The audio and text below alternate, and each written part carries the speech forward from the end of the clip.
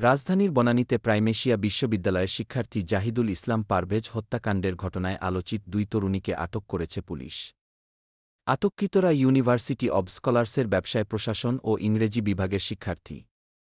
ইতোমধ্যে তাদের সাময়িকভাবে বহিষ্কার করেছে বিশ্ববিদ্যালয় কর্তৃপক্ষ।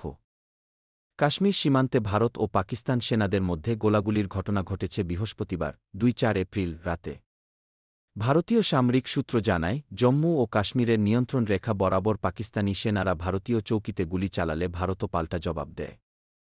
তবে এতে কেউ হতাহত হয়নি। কাশ্মীরের পহেলগামে ভয়াবহ সন্ত্রাসী হামলার পর ভারত ও পাকিস্তানের মধ্যে তৈরি হওয়া উত্তেজনাকর পরিস্থিতিতে চিরবৈরী এই দুই দেশকে সর্বোচ্চ ধৈর্য ধরার আহ্বান জানিয়েছেন জাতিসংঘ মহাসচিব আন্তোনিও গুতেরেস। জাতিসংঘ মহাসচিবের মুখপাত্র স্টিফেন ডুজারিক স্থানীয় সময় বৃহস্পতিবার ২-৪ এপ্রিল মধ্যরাতে এ বার্তা গণমাধ্যমকে জানান।